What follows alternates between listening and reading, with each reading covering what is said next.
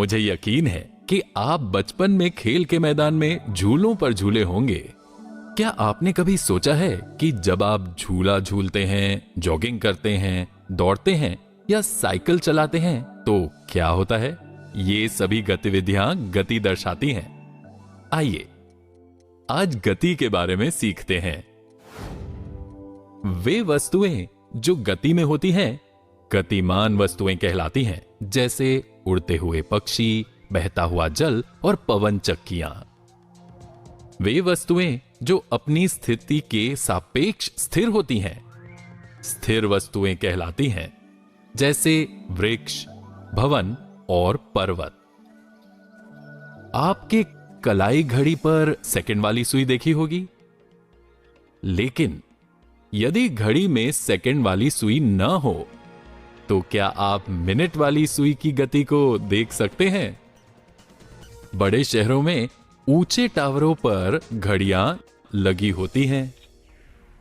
हम उस घड़ी से समय तो जान सकते हैं, किंतु क्या हम इसकी सुइयों की गति को देख सकते हैं? प्रारंभ में एक हाथी किसी पेड़ के पास खड़ा है और कुछ मिनट बाद वो पेड़ से दूर चला जाता है। एक वस्तु को गति में कहा जाता है जब ये अपनी स्थिति को समय के साथ किसी स्थिर वस्तु के सापेक्ष बदलती हो। उदाहरण के लिए, एक चलती हुई बस, एक घूमता हुआ पंखा, एक उड़ता हुआ पक्षी आदि। आपने देखा होगा कि पिस्टल से दागी गई गोली सीधी जाती है, अतः इसे रैखिक गति कहा जाता है। एक आनत तल पर फिसलने वाला बच्चा रैखिक गति में होता है। पालने के झूलने की गति को दोलनी गति कहा जाता है। दौड़ते हुए बच्चे की कोई विशिष्ट गति नहीं होती है, अतः इसे अनियमित गति कहा जाता है। जब एक पुस्तक को मेज पर सरकाया जाता है तो उसकी स्थिति बदल जाती है, इसे रैखिक गति कहा जाता है। वायु में कीड़ों और तितलियों की गति किसी निश्चित पथ के अनुदिश नहीं होती है। ऐसी गति को यादृच्छिक गति कहा जाता है।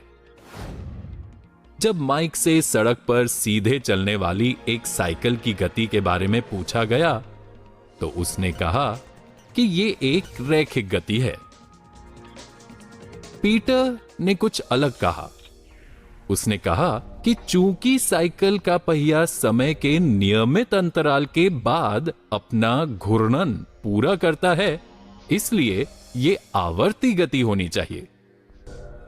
झूले की गति को दोलनी गति के साथ साथ आवर्ती गति भी कहा जाता है। चलिए हमने जो पढ़ा उसे सारांश में समझते हैं। वे वस्तुएं जो गति में होती हैं गतिमान वस्तुएं कहलाती हैं। वे वस्तुएं जो अपनी स्थिति के सापेक्ष स्थिर होती हैं स्थिर वस्तुएं कहलाती हैं। एक वस्तु को गति में कहा जाता है जब ये अपनी स्थिति को समय के साथ किसी स्थिर वस्तु के सापेक्ष बदलती हो।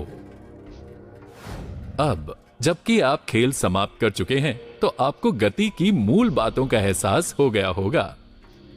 क्या आप जानते हैं कि गति कई प्रकार की होती है? जानने के लिए बने रहें।